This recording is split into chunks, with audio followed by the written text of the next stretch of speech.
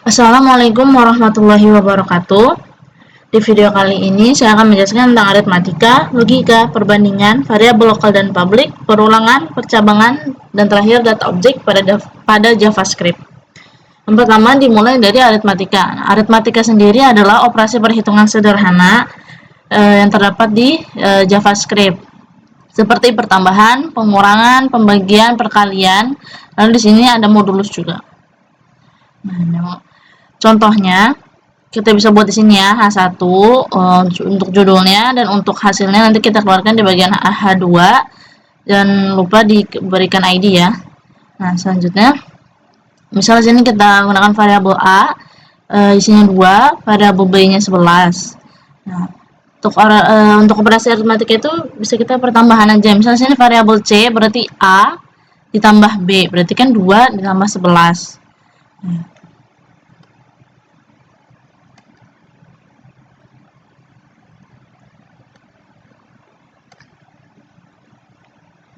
Nah, jadi 2 ditambah 11. Kita coba keluarin ya sini. C. Nah, otomatis keluar kan di sini 13. Karena A tadi A-nya 2 dan B-nya 11. Selanjutnya bisa kita ubah lagi prosesnya, proses aritmatikanya. Misalnya sini jadi variabelnya C sama dengan, nah diubah jadi C itu kan tadi A tambah B, yaitu 13. Jadi 13 ditambah 2. Misalnya akan berubah jadi 15. Nah, begitu seterusnya, begini yang ini pun sama. Jadi C sama dengan C dibagi 2. Nah, C ini kan tadi hasil dari variabel yang paling terakhir yang atas ini. Nah, ini 15 hasilnya tadi. Berarti C yang ketiga ini sama dengan C15 yang tadi dibagi 2. Nah, hasilnya adalah 7,5. Nah, ini kita bisa ubah variabelnya. Misal tadinya variabelnya C, kita ubah jadi J. Bisa dengan J sama dengan si variabel C ini. Jadi sama aja, mau variabel C, mau kita panggil J, hasilnya tetap sama. Kita sini panggil J. Nah, hasilnya akan tetap sama 7,5. Kita juga bisa setelah diubah, bisa kita gunakan operasi aritmatika lagi. Sini J sama dengan C yang terakhir yang ada di sini 7,5 ditambah 80, jadinya 87,5.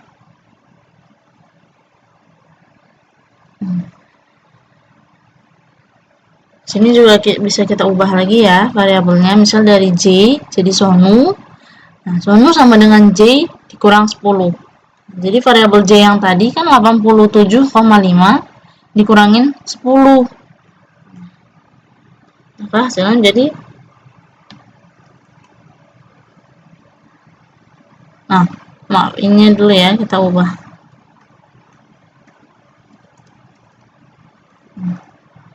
Kita ubah variabelnya, nah jadi 77,5.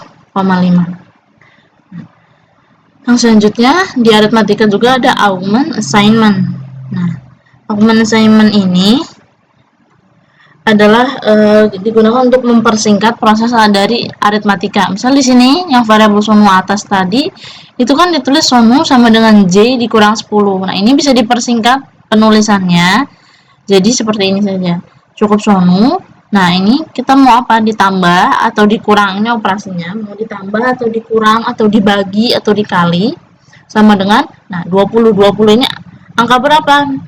Jadi nggak perlu kita tulis J dikurang 10. Nah, ini sama aja kayak sonu sama dengan J dikurangin 20 gitu. Cuman dipersingkat jadi kayak gini. Jadi ini operasinya mau ditambah, mau dikurang atau dikali atau dibagi sama dengan, nah 20 ini angka yang mau digunakan. Misalnya berarti ini sonu sama dengan variabel tadi J ditambah 20.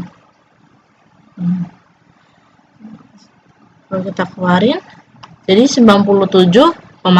Enternya 77 jadi 97,5.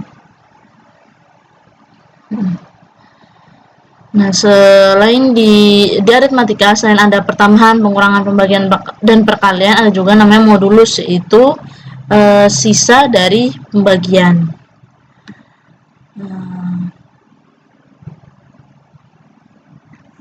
Sini kita ganti dulu baik 3.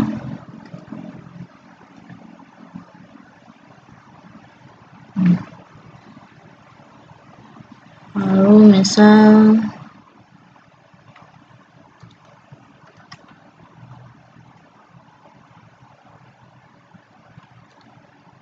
kita kasih ininya modulus.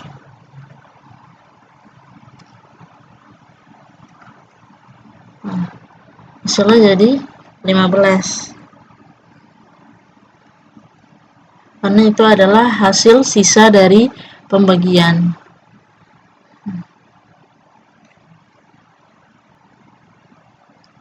Yang selanjutnya kita masuk ke logika. Ini adalah logika pada JavaScript. Nah, dalam logika ini ada 3 lambang, yaitu dan. Terus 2 garis ini yang bisa diartikan dengan atau, lalu tanda seru atau negasi yang berarti kebalikannya atau pengingkaran. Nah, ini adalah 3 operator dalam logika. Untuk lambang dan ini itu mengartikan bahwa kedua data itu harus true, baru hasil akhirnya itu true, karena logika ini adalah perbandingan dari 2 data boolean. Nah, berarti yang satu data yang sudah diolah, yang satu lagi data yang sudah diolah. Nah, data yang pertama harus true dan data kedua juga harus true, baru menghasilkan hasil akhir true juga jika menggunakan dan. Misal contohnya, ini kita bikin dulu ya.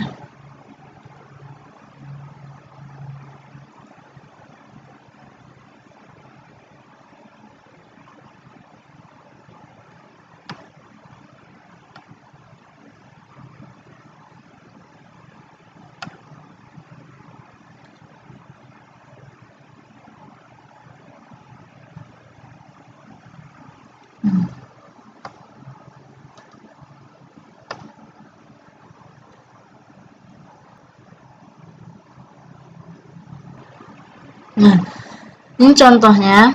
Misal kita bikin nulis ini var, ada username J, lalu ada emailnya j@gmail.com, terus ini ada passwordnya. Nah, terus kita bikin untuk var hasil, gitu kan. Nah, untuk logika ini kita menggunakan if else, ya, perbandingan if else. Nah, pertama if-nya kita masukkan email.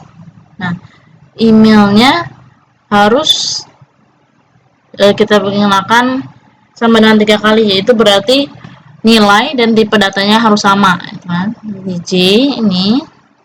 Nah, lalu menggunakan dan berarti dan antara email dan password harus benar keduanya. Passwordnya kita masukkan ini. Hasilnya kalau benar, maka akan keluar kata-kata login berhasil, dan kalau salah akan keluar tulisan login gagal. Karena ini sesuai, maka hasil akhirnya akan login berhasil.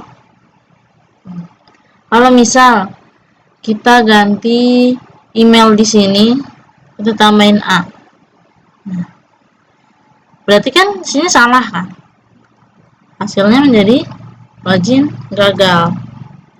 Karena salah satu datanya salah, karena email di sini salah kan? Kurang A-nya. Nah, kalau menggunakan dan, maka kalau salah satunya salah, hasil akhirnya juga akan salah. Beda halnya dengan 2 garis ini, ya, atau bisa disebut dengan atau, gitu kan. Nah, kalau kita menggunakan atau,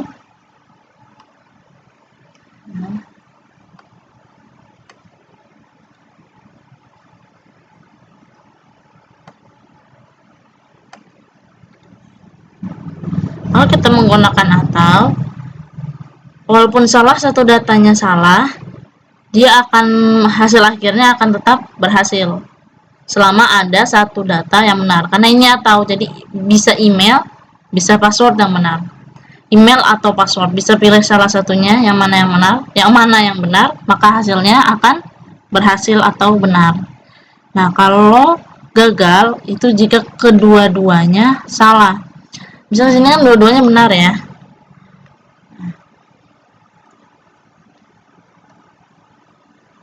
Kita lihat login berhasil. Kita salahkan salah satunya, misal di sini J-nya nanti kita tambahin A. Jadi Jaya. Terus kita lihat tetap login berhasil karena kita menggunakan garis 2 ini. Karena kita menggunakan atau. Jadi hanya perlu salah satu data saja yang benar, maka hasil akhirnya pun akan tetap benar. Tapi kalau kedua-duanya salah, misal di sini kita kurangin angka 2-nya. Lihat di sini login gagal. Karena dua data ini dua-duanya gagal, dua-duanya salah.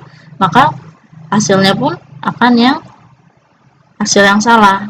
Kalau salah hasilnya berarti login gagal. Yang terakhir itu ada negasi atau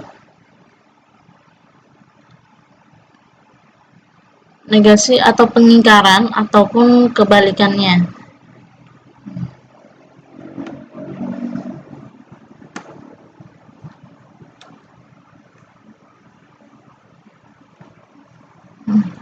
Misal kita bikin dulu seperti tadi ya, sama ada username, email, password, lalu kita bikin untuk yang terakhir ada var hasilnya.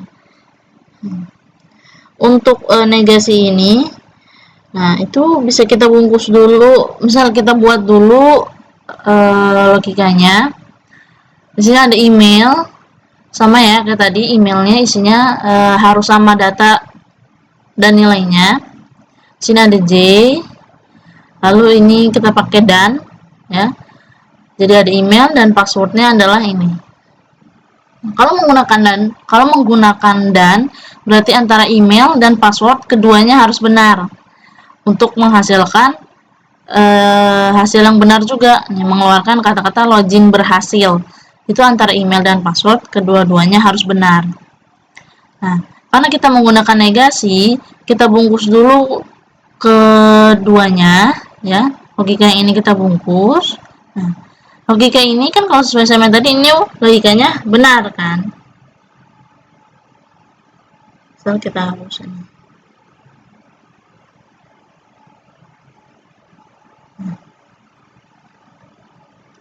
Kita buka di sini. Nah, login berhasil kan?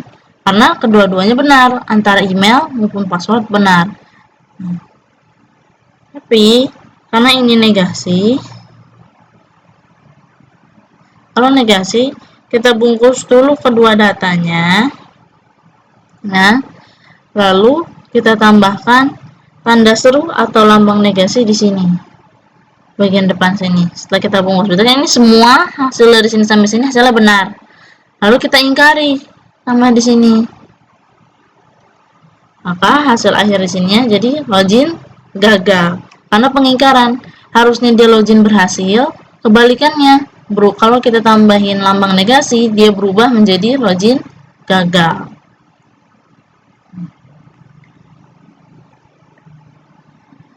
Yang selanjutnya ada perbandingan. Nah, perbandingan ini adalah yaitu kita membandingkan antara dua data. Jawabannya bisa betul, true, atau false. Kalau tadi logika kan perbandingan dua data yang sudah diolah, yang sudah kita olah di sini. Nah, ini bisa disebut perbandingan. Ini juga perbandingan. Kalau logika itu dua data yang sudah diolah. Kalau perbandingan ini, nah, data yang belum diolah lalu kita olah menjadi benar atau salahnya. Di sini bisa kita buat variabel A dulu 20, variabel B-nya sama dengan 40. Dalam perbandingan ada beberapa lambang. Nah, kita bahas yang pertama di sini ada lebih dari, kurang dari, lalu lebih dari sama dengan, dan kurang dari sama dengan, dan ini harusnya lebih dari sama dengan. Lebih dari sama dengan.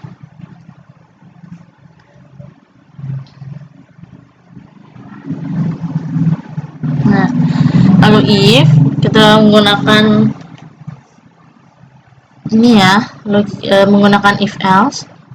So sini if, nah kita kasih di sininya logikanya dulu atau kondisinya. Kita kasih kondisinya di sini. Misal variabel A lebih dari kurang dari variabel B. Benar kan? Nah, kalau kondisinya benar, maka statementnya akan ditaruh di sini, di bagian if. Yang akan keluar adalah hasilnya betul. Nah, jika kondisinya salah, maka akan keluar yang di bagian else. Hasilnya salah.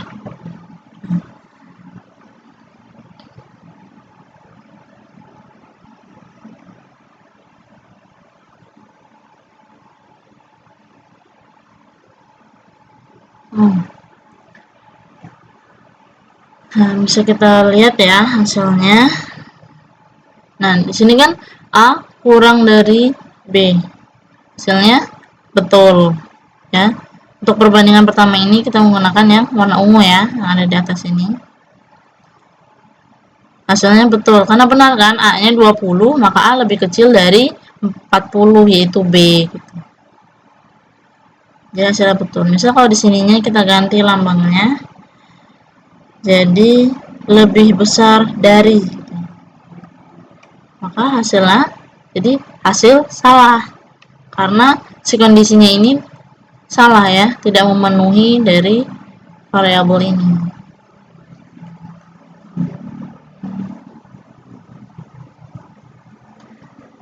Selanjutnya, nah di sini juga bisa kita ubah, misal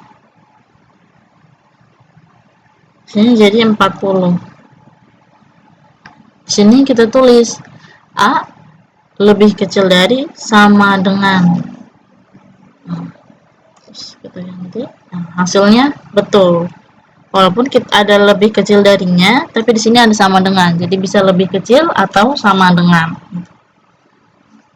Begitupun yang lebih besar ya. So, sini kita ganti jadi lebih besar atau sama dengan. Hasilnya akan tetap betul karena ada lebih besar atau sama dengan, dan dia sama-sama dengan kan, di sini sama-sama 40. Jadi kalau kita bikin kayak tadi, ininya lebih kecil, nah, sini hasilnya salah karena tidak memenuhi kondisi yang ada di sini. Nah, selanjutnya di perbandingan Anda bisa menggunakan sama dengan 2 kali dan sama dengan 3 kali. Sama dengan 2 kali itu nilainya sama, tapi tipe datanya bisa sama ataupun beda. Nilainya harus sama, tapi tipe datanya bisa sama, bisa beda. Maka hasilnya akan tetap true. Sedangkan kalau yang sama dengannya 3 kali, itu berarti nilai dan tipe data harus sama, harus sesuai. Jika salah satunya tidak ada yang tidak sesuai, maka hasilnya akan false. Tipe data itu ada string, number, boolean, dan array ya. Misalnya sini contohnya var c lalu var d. Nah, di sini kita pakai sama dengan yang 2 kali dulu.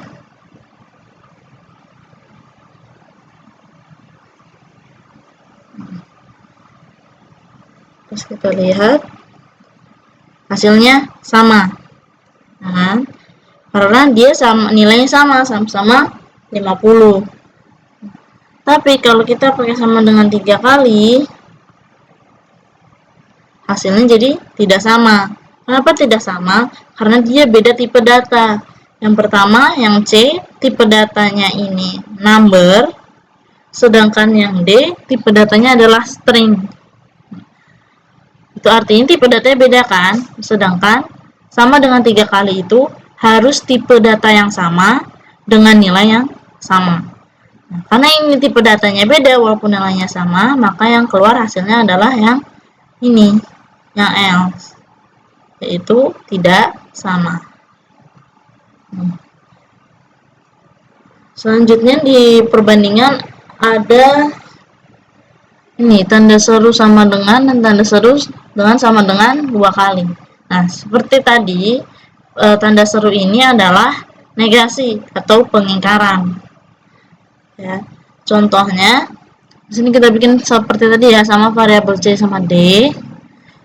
Nah, ininya 150. Tadi kalau kita bikin yang seperti ini yang di atas dengan sama dengan 3 kali C sama dengan 3 kali D, itu kan hasilnya tadi tidak sama, ya kan? Karena kita pakai negasi hasil tanda seru di sini, hasil akhirnya jadi sama.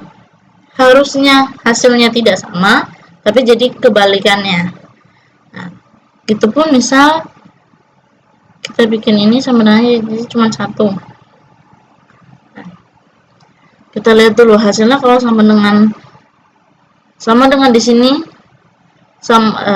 tanda seru sama dengan itu sama aja dengan sama dengan 2 kali. Maksudnya lawan dari sama dengan yang 2 kali. Misal kita lihat. Kalau dengan sama dengan 2 kali hasilnya kan sama. Harusnya.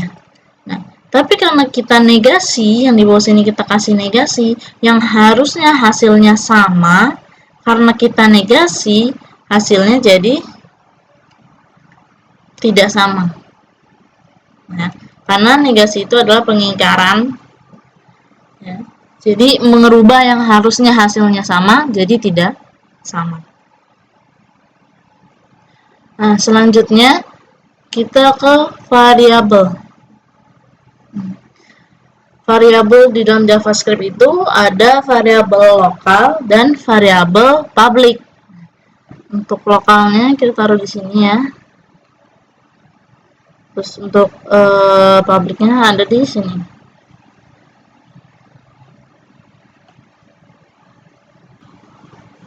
Nah, selanjutnya tadi ya ada variabel lokal dan variabel public.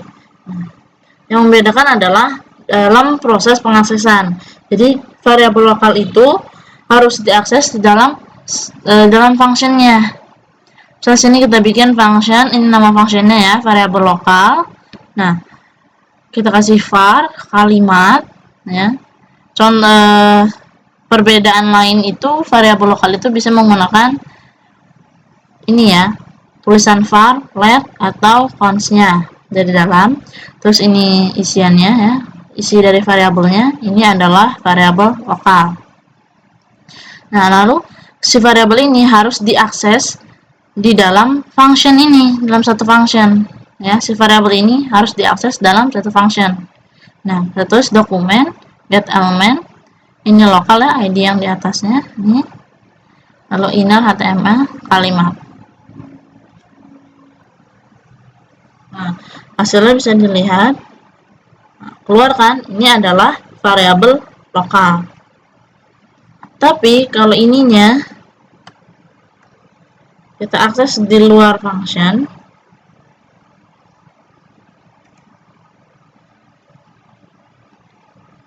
maka nggak keluar karena dia variabel lokal, harus diakses di dalam functionnya.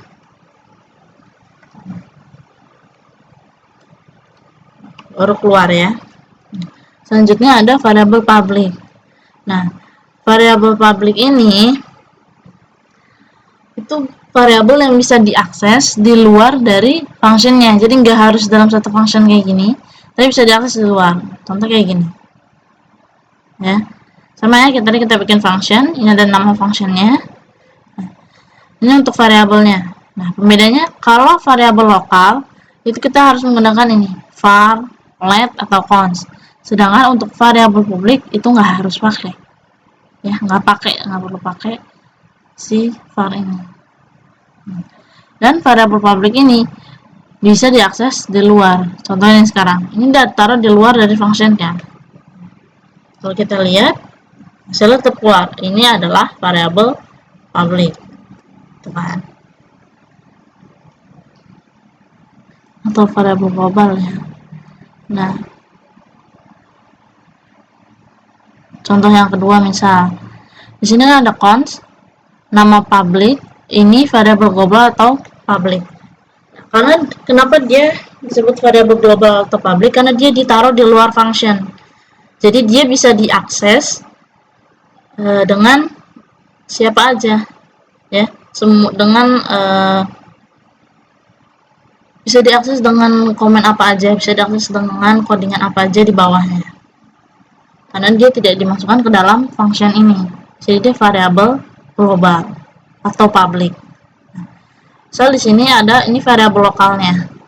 Karena dia dimasukkan dalam function, lalu ada let-nya. Nah, nama lokal, berarti ini variabel lokalnya. Nah, kita keluarin si variabel lokal ini di dalam function juga kan, dokumen Python nama lokal. Kasih return, terus nama lokal. Untuk mengakses si variabel public ini, kita taruh di luar dari si function ini kan. Let cetak, menggunakan cetak nama ya, si cetak nama ini kita keluarin. Nah, terus kita keluarin si cetak untuk variabelnya, untuk functionnya ya. Lalu kita akses yang variabel publicnya, dokumen .writeln, nama variabelnya ya, nama public. Maka hasil yang keluar adalah ini var lokal, ini var global atau public, campuran dari yang ini dulu lalu yang ini. Jadi kita mengakses kedua-duanya, yang ini untuk mengakses variabel lokalnya, nah untuk yang bawah ini untuk mengakses si variabel publicnya.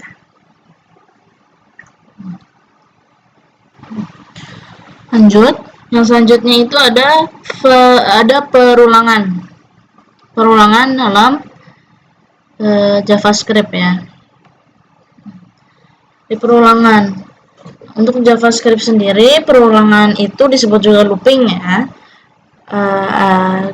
Untuk awalan kita buat di sini ada input, kita bikin inputan, type-nya number, terus kita kasih ID loop, terus kita bikin 3 button. Kenapa 3 button? Karena perulangan atau looping ini dalam JavaScript itu ada 3, yaitu ada looping for, looping while, dan looping do while. Kita bikin 3 button untuk 3 looping itu ya. Button on click yaitu dimana kalau kita klik dia hasilnya apa, kita kasih ini nama fungsinya. Ini kita style sedikit ya, warnanya berbeda. Isi tulisan di buttonnya ada looping for, looping while, dan looping do while. Kita bikin H2 ini untuk hasil yang ditampilkan di HTML-nya. Sekarang looping, apa sih looping itu? Looping itu proses perulangan suatu blok pernyataan sebanyak yang diinginkan ya. Jadi perulangan suatu blok yang kita inginkan dengan jumlah yang kita mau gitu. Misal mau 10 gitu, nggak perlu kita tulis sampai 10 kali gitu, cukup menggunakan looping ini. Misal kita mulai, tadi kan looping ada 3 ya, the for, while, dan while. Pertama kita mulai dari looping for. Nah, pertama kita buat function dulu, nama functionnya looping for, kita kasih variabel angka. Nah, variabel angka ini isinya adalah dokumen get element id loop. Loop ini kan tadi adalah si inputannya, jadi hasil dari variabel angka ini adalah angka yang diinput sama user. Itu angka yang kita input ya untuk perulangannya. Di sini kita kasih for, sini ada var variabel i sama dengan 0, dimana i ini harus lebih kecil atau sama dengan angka. Lalu kita tambahin incrementnya ya, karena nanti proses perulangan atau loopingnya ini kan angkanya akan terus bertambah 1 terus ya. Lalu kita keluarin dalam bentuk konsol log, itu isinya ada i itu ini ya tadi yang ada di sini. Nah, angka ini itu balik ke sini, jadi angka yang diinput. Nah, i ini tidak boleh lebih kecil, i ini lebih kecil dari angka, dimana angka yang diinput nanti tidak boleh lebih kecil dari i, dimana i nya adalah 0, berarti si angkanya tidak boleh lebih kecil dari 0. Nah, kita keluarin ya tadi si function ini dalam bentuk log, hasilnya yang keluar adalah i, angka yang diinput nanti ya, maksudnya ya angka dari variabel ini angka yang diinput, angka perulangannya ditambah kata-kata ini perulangan for. Nah, untuk di HTML-nya keluar dalam bentuk i titik and hyphen. I ini angka di perulangannya ya. So, kita coba buka. Coba nah di sini. Terus kita masukin di sini angka misal 4. Kita lihat loopingnya. 4 ya. Nah, perulangannya ini bisa dilihat di konsol. Langsung keluar 4. Karena dia tadi nah di sini ada angka 0 karena tadi dimulai dari 0. I-nya sama dengan 0, berarti dimulainya dari 0. Di sini keluar sampai angka 4 karena lambangnya di sini adalah lebih kecil sama dengan angka. Angka ini kan angka yang diinput, berarti sampai angka yang kita input karena ada sama dengannya. Lalu kita hapus sama dengannya. Kita lihat di sini. Kita masukkan tadi 4. Lalu ke looping for. Nah, yang keluar hanya sampai 3 karena di sini kita menggunakan lebih kecil, dimana i-nya ya, hasil dari perulangan ini, si perulangan yang lebih kecil dari angka yang kita input.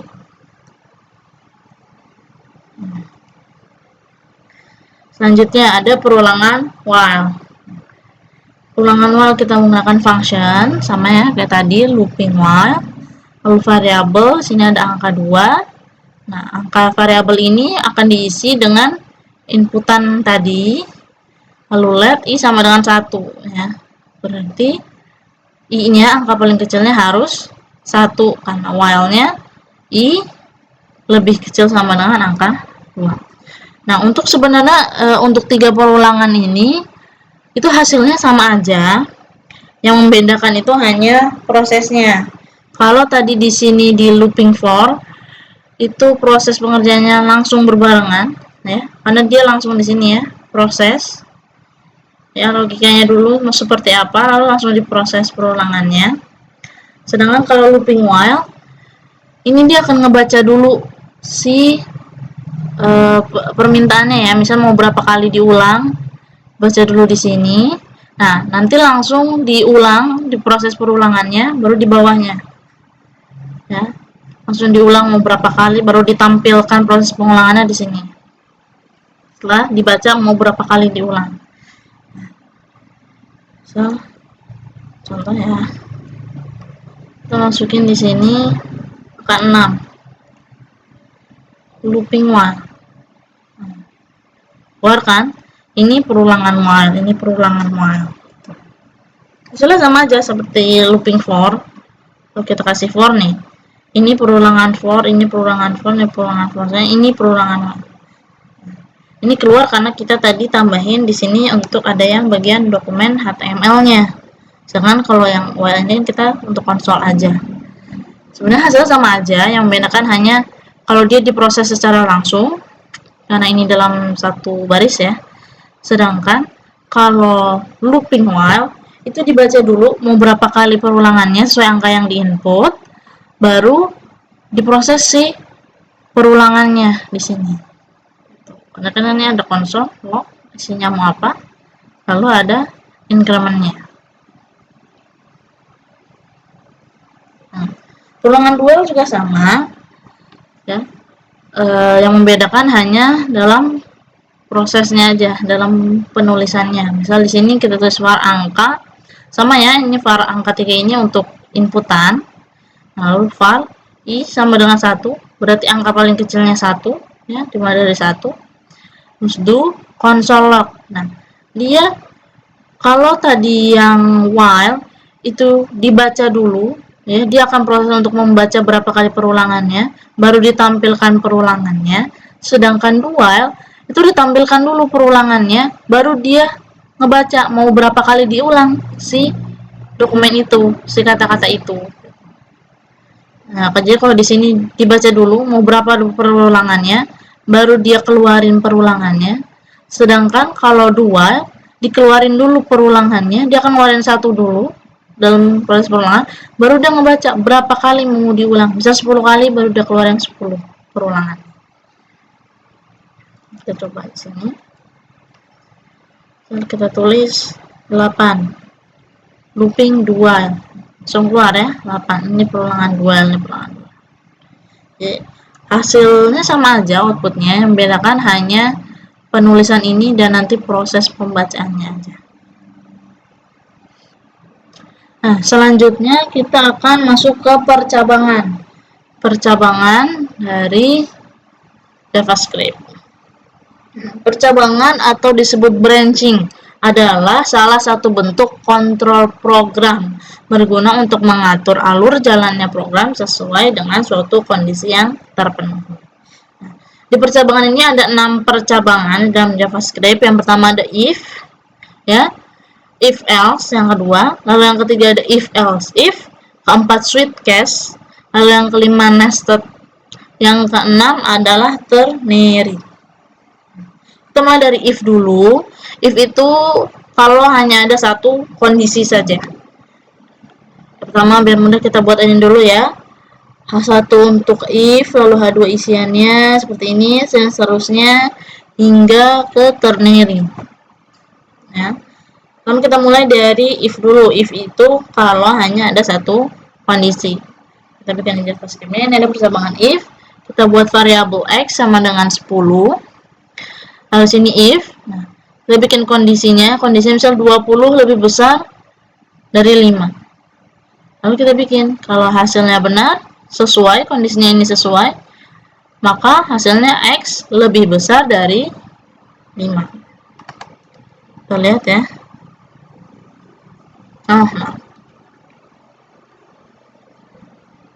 Kita matikan dulu ya untuk ininya.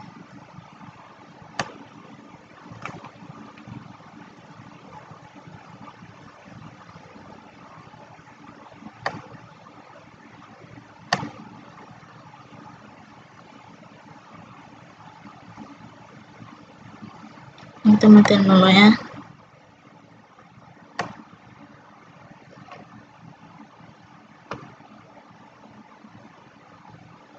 Biar nggak keluar si promnya.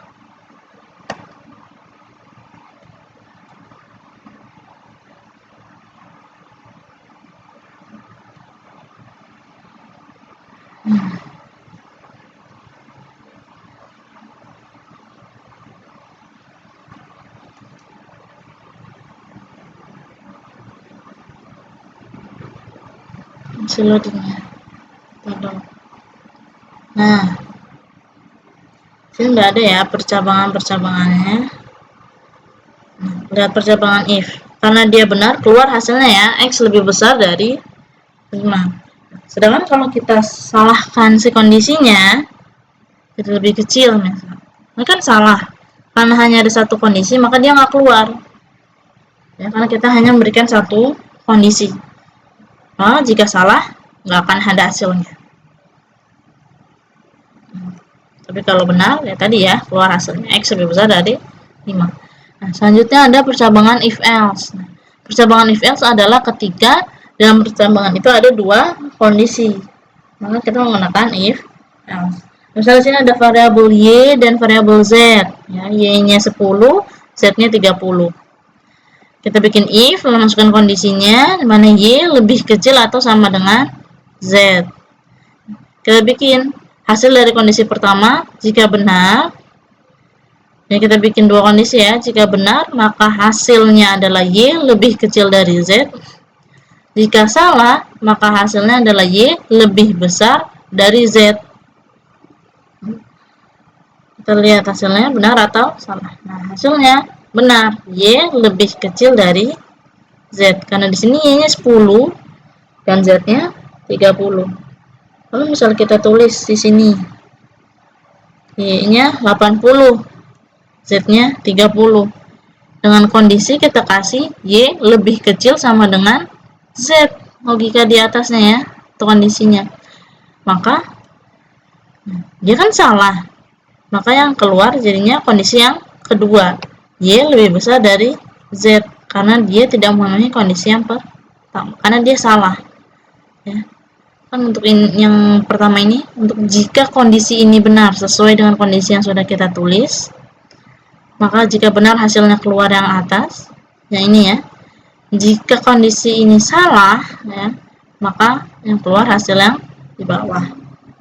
Seperti itu untuk if else. Dia ada dua kondisi, salah dan benar. Yang selanjutnya ada percabangan if else if. Nah, percabangan if else if ini ketika kondisinya lebih dari 2, bisa 3, 4, ya. Kondisinya lebih dari 2. Misal di sini kita bikin var nilai sama dengan 70 ya.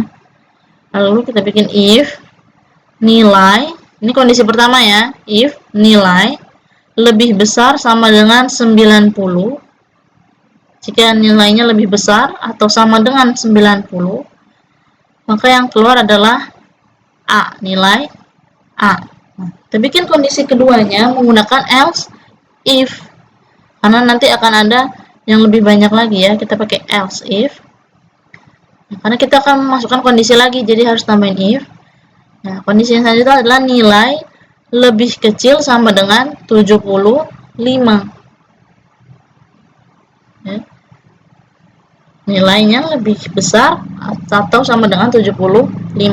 Maka yang keluar hasilnya adalah nilai B. Nah, kondisi yang ketiga, karena kita mau masukin kondisi lagi, jadi menggunakan else if, bukan else doang ya, else if. Kondisi yang ketiga adalah nilai lebih besar atau sama dengan 50, maka yang keluar ada nilai C.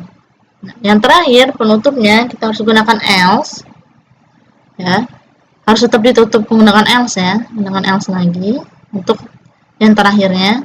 Nah, jika tidak memenuhi ketiga kondisi yang ada di atas, maka dia akan mendapatkan nilai D. Jadi kan kita input nilainya 70 ya, di sini kita masukin nilai 70. Berarti yang keluar di sini adalah nilai C. Karena nilai dia lebih kecil dari 75 ya. Dia tidak memenuhi kondisi yang pertama, tidak memenuhi kondisi yang kedua. Nah, dia memenuhi kondisi yang ketiga. Berarti dia yang keluar adalah nilai C. Jadi nanti sistem akan baca dari atas. Oh, yang pertama enggak. Pindah ke bawahnya. Yang bawah juga enggak, maka pindah lagi ke yang selanjutnya. Dia memenuhi kondisi yang ketiga, maka dia dapat nilai C. Misalnya sini nilainya kita ubah jadi 88, maka hasilnya jadi nilai B. Kenapa? Dia tidak memenuhi kondisi yang pertama, karena kondisi yang pertama itu kan lebih besar atau sama dengan 90. Dia tidak memenuhi kondisi yang pertama, maka lanjut ke kondisi yang kedua. Nah, dan dia memenuhi kondisi yang kedua ini karena dia lebih besar atau sama dengan 75. Seperti itu. Selanjutnya ke percabangan ternary. Percabangan ternary ya, adalah konsep lain dari if else ya. Dia juga sama-sama punya dua kondisi, yaitu benar atau salah. Nah, jadi kan kondisi if else tadi kayak gini ya, dua kondisi, antara kondisi ini benar jawabannya atau salah gitu. Ternary ini versi lainnya aja, sama aja sebenarnya seperti if else, cuman versi lain dalam penulisan sintaksnya aja ya. Soal di sini coba kita buka dulu.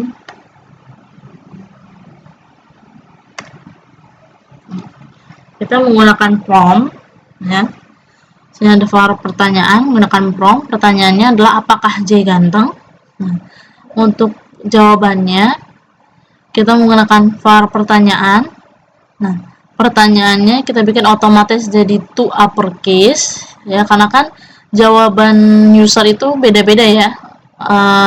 Hurufnya bisa ada yang besar di depan, ada yang besar semua, ada yang kecil semua. Nah, untuk seragamnya saat masuk ke kita bikin jadi otomatis to uppercase biar rapi ya. Nah, kita bikin sama dengan 2 kali, jadi tulisannya seperti ini. Nah, ya. Untuk ternary yang membedakan itu, hasilnya itu harus kita tambahin tanda tanya. Karena ternary itu memang tanda tanya, jadi harus ditambahin dengan tanda tanya di akhirnya, belakang kayak gini.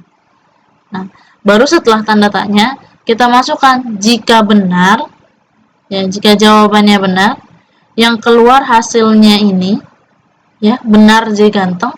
Jika jawabannya salah, tidak sesuai, ya tidak sesuai dengan yang kita mau, kan di sini jawaban benar iya ya.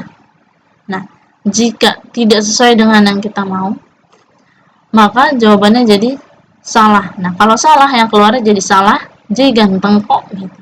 Nah, dipisahkan dengan titik 2. Jadi kondisi satunya, kondisi benar jika benar, maka ini. Kondisi salahnya adalah ini, kondisi kedua. Nah, pemisahnya adalah titik 2. Nah, dikeluarkan dalam bentuk dokumen get element by ID, ID-nya tadi ternary. Nah, inner HTML, nah, dengan variabelnya itu jawaban ini. So, kita buka. Sini aja ya. Nah, misalnya di sini. Apakah J ganteng? Misalnya kita jawab iya. Oke. Nah, keluarkan di sini percabangan ternary benar J ganteng. Tapi kalau misal kita masukinnya apakah J ganteng? Enggak, gitu kan? Nah, yang keluar salah, J ganteng kok. Jadi kalau kita jawab benar, iya sesuai dengan yang kita mau, maka akan keluar kondisi yang pertama, ya, kondisi benarnya. Jawabannya ini, kata-katanya. Sedangkan kalau kita jawab yang tidak sesuai dengan yang udah kita masukin di sistemnya, maka yang keluar adalah kondisi yang kedua, salah J ganteng kok. Gitu. Ya, ini untuk ternary. Ya, jadi versi lain dari if else, gitu kan? Jadi nggak perlu banyak-banyak kayak gini.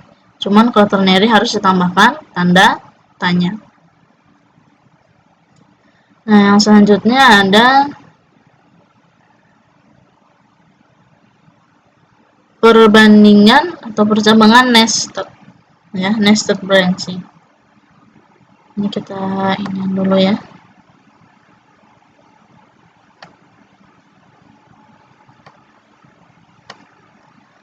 Komen dulu.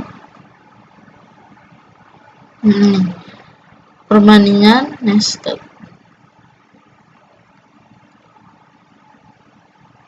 Kita buka dulu.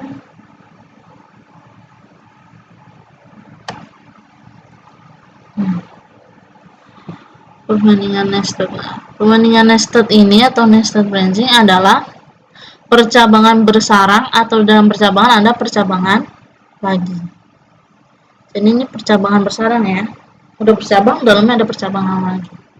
Nah, contohnya misal kita bikin di sini ada data objek ya, ada var user, terus kita masukin ada email, ada variabel email. Nah, ini emailnya, passwordnya ini, name, pesan grupnya. Ini yang kemungkinan akan dimasukkan oleh user ya, user masukin ini yang benarnya. Lalu kita bikin, misalnya ini function, function yang masuk, ada variabel email, ya, kena sebelah sini, kita bukan nested.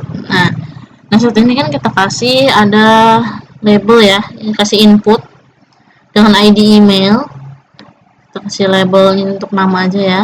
Nah, terus ada ini input, ada inputan berarti di dalamnya. Nah, kita kasih password juga untuk inputannya dan kita kasih button. Nah, buttonnya on klik ya, yang ada interaksinya, kita kasih sedikit ini. sedikit style. Nah,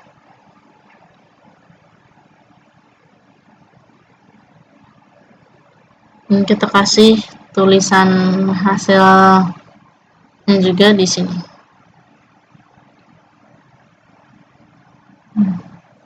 Kembali dari sini. Nah, setelah ini diisi ya, function email. Nah, email ini, for email ini akan keluar dalam bentuk inputan tadi.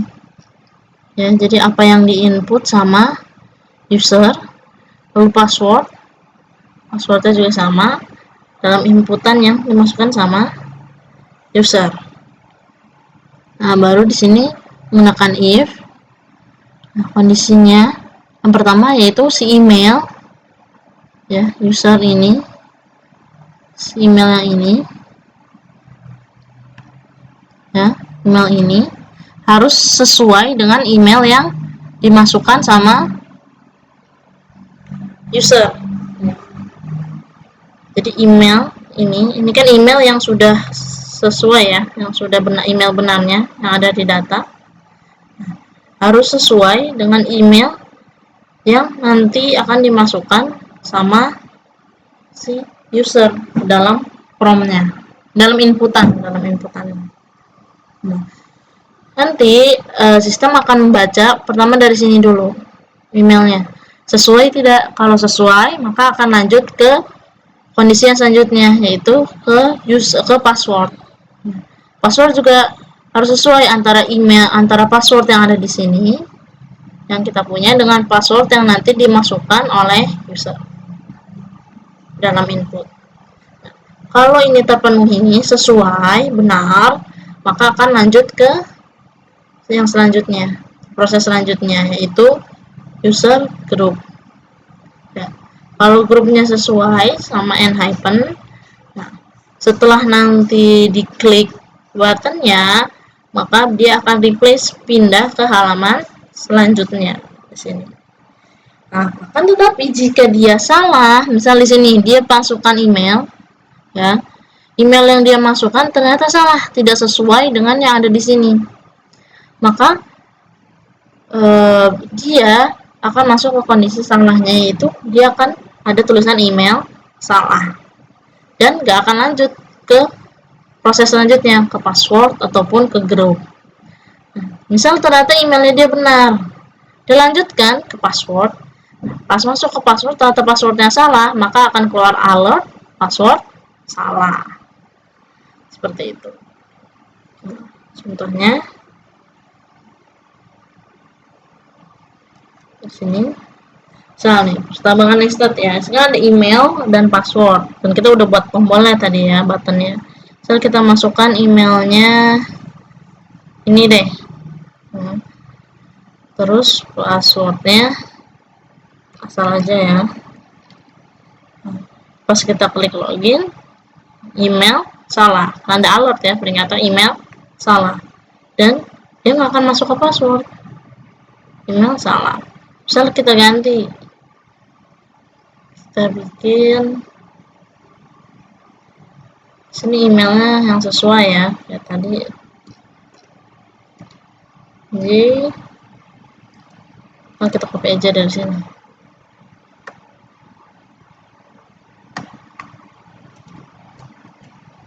Kita masukkan di sini.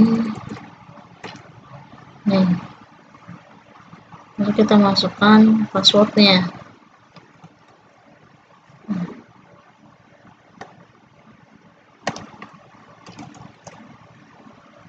Masukkan passwordnya. Saat kita klik login, nah, dia akan pindah ke halaman yang kita masukkan tadi, ya kan?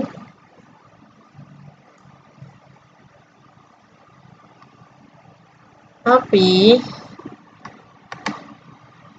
kita buka lagi ya. Kalau kita salah masukin, misal kayak tadi email, tadi kan kita salah ya, jadi nggak bisa. Misalnya emailnya benar, tapi passwordnya salah. Misal kita isi asal aja ini. Nah, pas kita klik login, nah, akan keluar password salah. Ya, itu untuk percabangan nested. Jadi dia ada percabangan lagi dalam percabangan. Misalnya ini kan ada percabangan ya, ada if else, ini kan percabangan, tapi di dalamnya ada if else lagi dan ada if lagi di dalamnya. Itu namanya percabangan nested. Jadi ada percabangan dalam percabangan dan dia prosesnya satu-satu. Jadi percabangan yang pertama dulu, kalau ini benar baru diproses ke selanjutnya. Nah, tapi kalau ininya salah, di email udah salah, nah nanti password ke bawahnya nggak akan kebaca walaupun udah kita isi dengan benar. Nanti akan keluar alertnya di sini ya.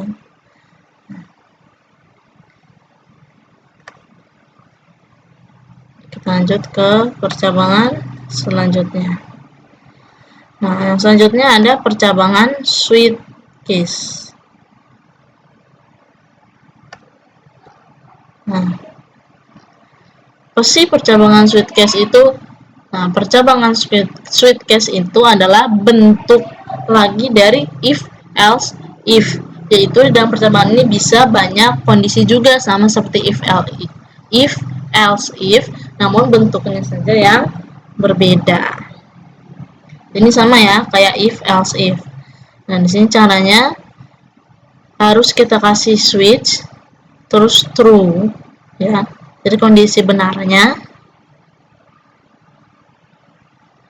Nah, terus kita kasih case ya.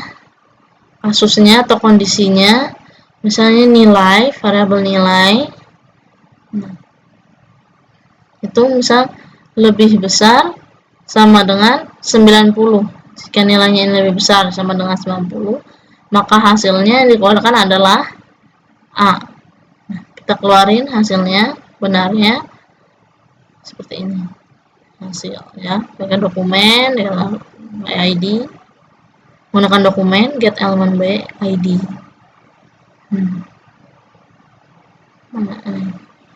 Sama seperti sebelumnya ya, ID dapat dari sebelah sini.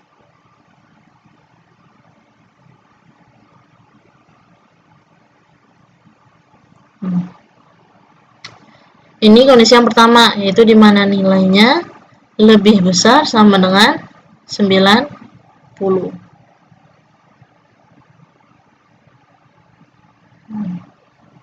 Nilainya itu dimasukkan ke dalam prompt yang di atas ini. Jadi nanti kita bikin prompt ya dengan nilai, variabel nilai. Ini ada tulisannya ya, masukkan nilai Anda, baru ada var hasil.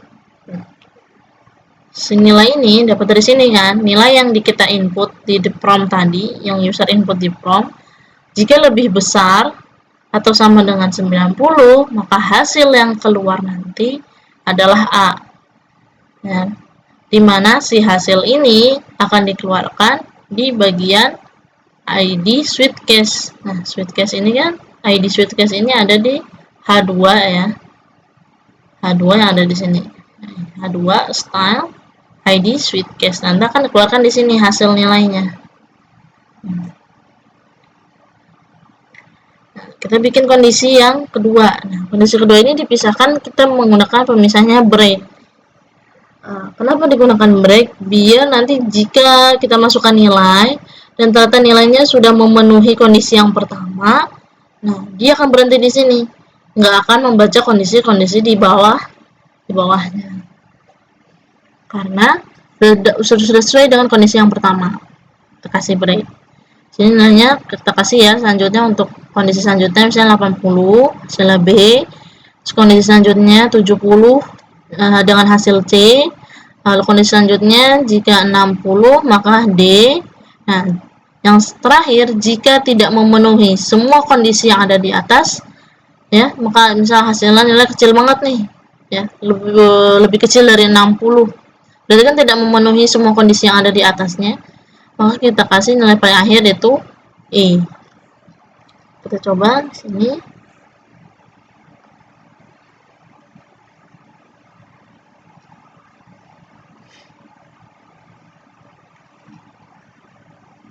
Ngomongnya.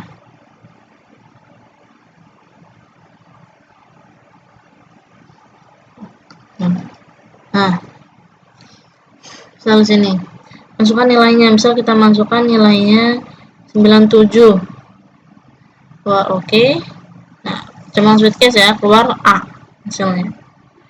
Nah, misal kita masukin lagi nilainya 78, gitu kan, yang keluar C.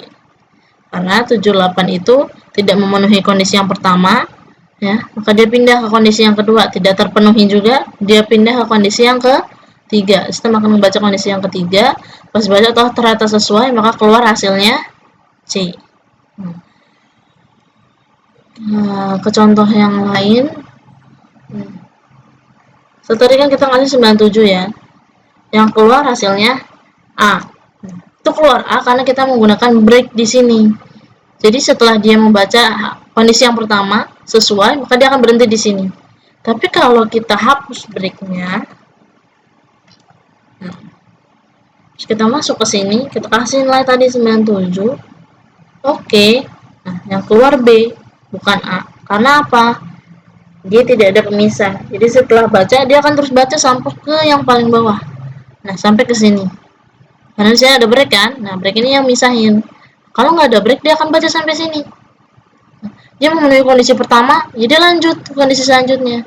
Ternyata dia memenuhi kondisi yang kedua. Maka dia akan, nah, sebenarnya dia bisa lanjut sampai sini. Tapi karena kita kasih break, dia berhenti hanya sampai sini. Jadi sistem itu akan baca lanjut. Kalau kondisi pertama terpenuhi, dia lanjut baca kondisi di bawahnya. Nah, tapi kan kita nggak mau kayak gitu kan. Kita maunya dia dapat nilai A karena dia lebih besar sama dengan 90. Nah, kita kasih break di sininya. Seperti itu. Nah, selanjutnya tadi kan kita udah ya untuk percabangan. Nah, selanjutnya itu ada data objek. Terakhir ya, ini data objek. Nah, untuk awalan data objek, kita bikin dulu sini H1-nya untuk judul dan H2 untuk kita keluarin si JavaScript-nya. Karena kita akan bikin JavaScript-nya itu eksternal, jadi kita kasih ini ya, script. Ini src-nya, source-nya, kita kasih dataobject.ts ya, nama filenya. Kita bikin JavaScript di sini. Nah, pertama ada kita kasih, nah data object itu seperti ini ya, kita kasih cons. Terus ini ada nama variabelnya ya, ada susu. Nah, baru kita bikin di sini isiannya. Ada merek, ini merek, terus ultra, terus ada rasanya strawberry, ukuran 300 ml, harganya 7.000, gitu kan. Terus kita tambah di sini misal, bukan misal ya, yang ada tambahan deskripsi juga, gitu kan. Deskripsi susu enak.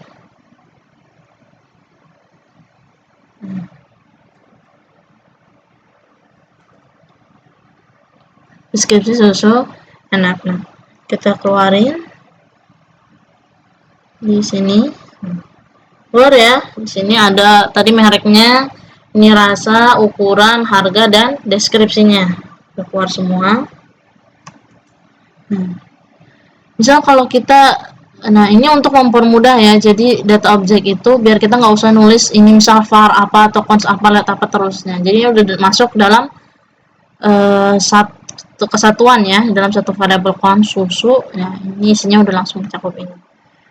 Pas kita mau ngeluarinnya, jangan lupa kulit terluarnya dulu kita keluarin. Misalnya susu, ya di sini susu, misalnya kita mau ngeluarin merek gitu kan, berarti kita tulis dulu susu titik merek gitu, kayak gini ya, bisa dilihat. Jadi susu titik merek, kita mau ngeluarin deskripsi, berarti kita tulis susu titik deskripsi gitu.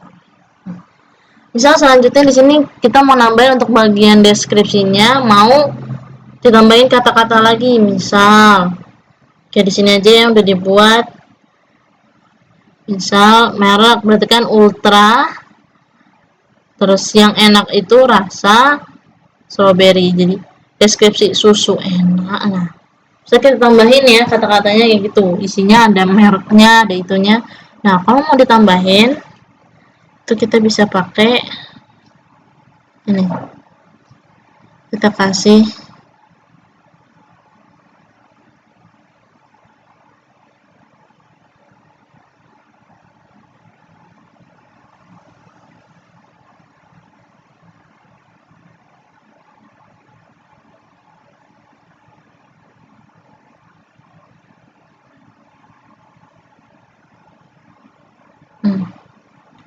Misal di sini kita kasih di sini deskripsi ya, sama deskripsi kayak gini, terus titik. Cuman karena kita mau tambahin, harus kita kasih function. Jadi deskripsi titik kedua kita tambahin function, terus kita kasih return. Nah, untuk peranakannya kita pakai this, harus ada this-nya ya, titik. Nah, kita mau masukin apa? Merek. Kita masukin mereknya, tambah, terus misalnya ada tambahan kata-kata. Berarti merek apa tadi kan Ultra, terus tambahan kata-kata pakai string ya. Yang enak itu rasa. Nah, karena kita mau tambahin variabel lagi, kita pakai this lagi, titik rasa. Rasanya apa? Strawberry. Proses ngeluarinnya, kalau kita pakai yang biasa aja kayak gini, itu kan prosesnya kayak gini nih, merek rasa ukuran kayak gini aja tulisannya. Tapi karena kita pakai function, nah maka deskripsinya kita tambahin tanda kurung 2 di sini. Nah, hasil akhirnya jadinya kayak gini, keluar kan Ultra yang enak itu rasa strawberry dari merek tadi this merek ya. Terus yang enak itu ini string, yang enak itu rasanya string. Nah, strawberry ini dari variabel rasa. Nih, mungkin itu saja yang bisa saya jelaskan mengenai operator-operator yang ada di dalam JavaScript. Sekian dari saya. Wassalamualaikum warahmatullahi wabarakatuh.